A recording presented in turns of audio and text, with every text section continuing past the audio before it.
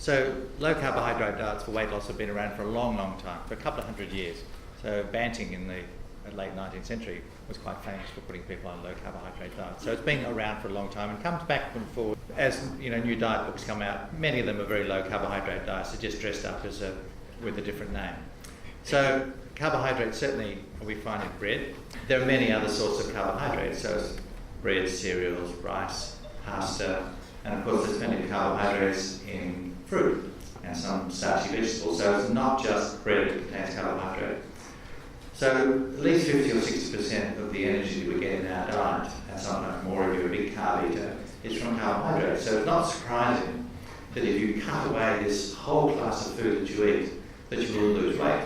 So if you reduce your calorie intake by 50% and don't overeat anything else, you will lose weight.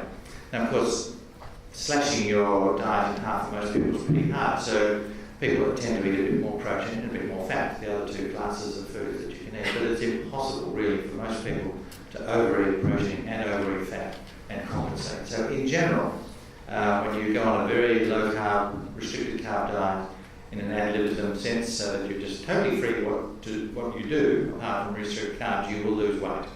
And you will lose weight quite effectively. So over 6 months you might lose 10, 11 or 12 kilograms, which is absolutely fine.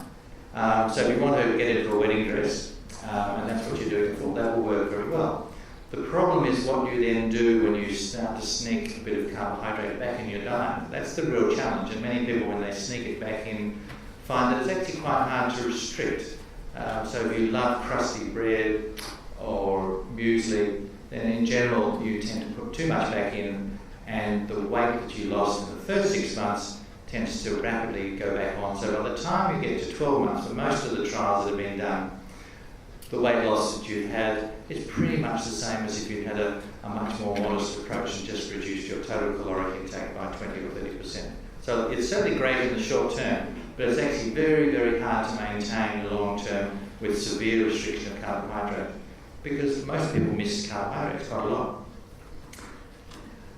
And of course, when you're on a very, very low carbohydrate diet, you're missing out on very many vitamins and minerals and fibre that Melvin talked about. Now you can replace some of them by taking a variety of mineral and vitamin replacements. It's a little bit harder to replace the fibre in an interesting way. You can get fibre supplements like Metamucil, but they're not all that interesting to eat, and certainly don't replace the interesting carbohydrate-containing foods.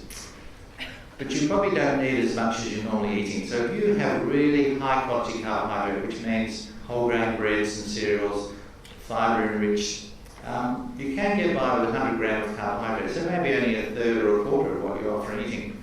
And if you choose your carbohydrate well, you can get all the fibre, all the minerals that you need with only 100 grams a day.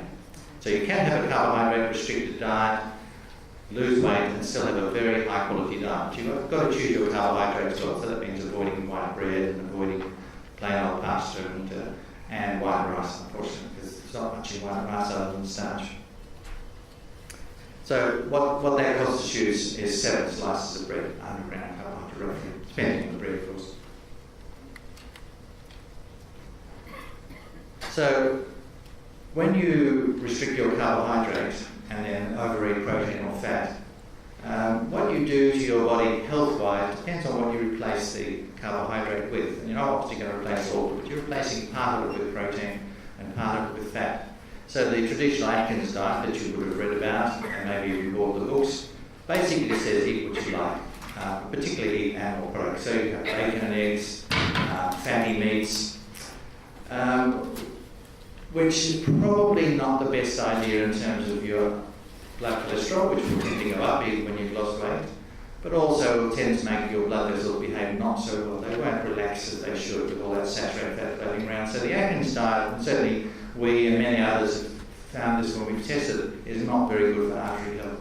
And certainly if you've got coronary artery disease already, it's certainly not a great idea to go on an Atkins kind of diet. But you can replace some of this carbohydrate with a better fat. So any fat that's liquid at room temperature is a good fat. It might be monounsaturated like olive oil, it might be polyunsaturated like sunflower or safflower. They're much better for your cholesterol, and the arteries certainly like them a lot more than the saturated fat. And of course, the trendy diet around at the moment is paleo, which is restricting carbohydrates. It also has other ideas about restriction like dairy and a variety of other things, but essentially that's a low carbohydrate diet. But again, the restriction on saturated fat is not there. They talk about eating a lot of meat.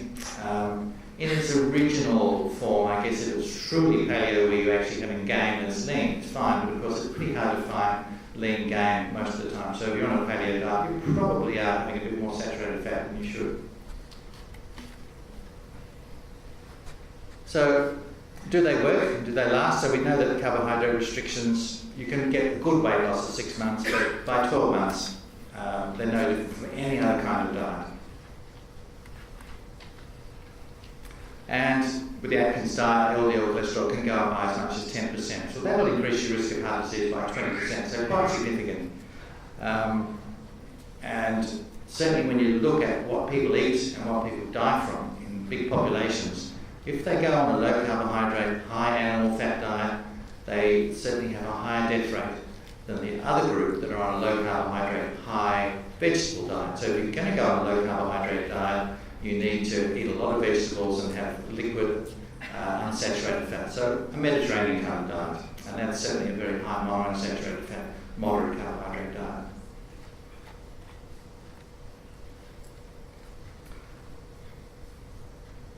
So when people have looked at, is there something magical about restricting carbohydrate if you're on a controlled energy diet where you actually know exactly how much energy you're going to eat? It doesn't really matter whether you vary the amount of carbohydrate anywhere between 35 to 55%. It really makes no difference whatsoever to how much weight you lose if it's an energy controlled diet.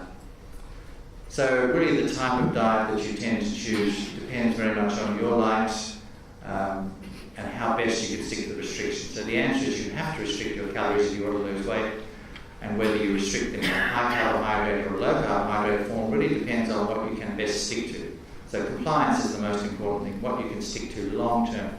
And you need to, if you're going to lose weight and maintain that weight loss, you need to stick to the energy restriction long term. Because as your weight comes down, you need less energy, so you're always going to be eating less than you were ever eating when you were heavier. So it doesn't matter whether you choose a high or a low carbohydrate diet, you need to be able to choose the one that's restricted that you can stick to. Certainly lowering carbohydrate diets will lower triglyceride, which is one blood fat, and that can be important in some people with high triglyceride, but for most people that's not an important issue.